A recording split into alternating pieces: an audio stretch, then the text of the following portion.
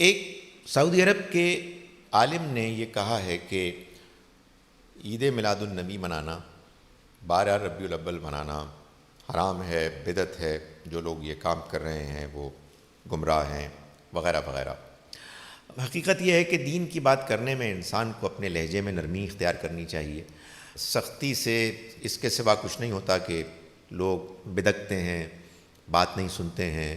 جو اصل حقیقی گفتگو ہے، تبادلہ خیالات ہے، وہ منفی طور پر متاثر ہوتا ہے، اور نیگیٹو منفی جذبات ہیں کہ جو نمایاں ہو جاتے ہیں۔ تاہم حقیقت واقعہ یہ ہے کہ 12 ربیع الاول کو نبی اکرم صلی اللہ علیہ وسلم کا یوم پیدائش کے طور پر منانا، اس کو دین کا حصہ بنانا، یہ درست نہیں ہے۔ اللہ نے ہمیں اپنا دین اپنے پیغمبر صلی اللہ علیہ وسلم کے ذریعے دیا ہے۔ آپ واحد دین کے ہم تک پہنچانے کا ذریعہ سورس ہیں۔ آپ نے اپنے دین میں ہرگز یہ نہیں بتایا کہ آپ کی یوم پیدائش کو منایا جائے۔ حد تو یہ ہے کہ یہ بات یقینی حتمی طور پر معلوم بھی نہیں ہے کہ آپ کا یوم پیدائش کون سا ہے۔ یہ بات تو طے ہے کہ آپ کا انتقال 12 ربیع الاول کو ہوا، لیکن مورخین، محدثین، مسلمانوں کے علماء اس بات پر متفق نہیں ہیں کہ آپ 12 ربیع الاول ہی کو پیدا ہوئے۔ آپ نے ہم کو جو دین دیا اس میں ہم کئی دن مناتے ہیں۔ ہم عید الفطر مناتے ہیں، ہم عید الاضحیٰ مناتے ہیں، ہم 8 ذو الحج سے 12-13 ذو الحج تک جو لوگ ہم میں سے توفیق پاتے ہیں وہ حج کرنے کے لیے جاتے ہیں۔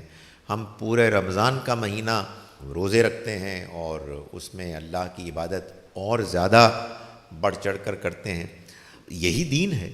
اگر اس دین میں لوگ اپنے جذبات، اپنی خواہش سے اضافہ کریں گے تو پھر وہ دین کے جو حضور لے کے آئے ہیں وہ دین ظاہر ہے کہ ان نئی باتوں کے ساتھ مل کر اپنے اصل چہرے کو کھو بیٹھے گا۔ اس کی وہ شکل، اس کی وہ صورت، اس کی وہ حیت بگڑ جائے گی کہ جو نبی صلی اللہ علیہ وسلم نے ہم کو دی۔ چنانچہ ہمیں دین کی حیثیت سے وہی کام کرنے ہیں جو حضور نے ہم کو بتائے۔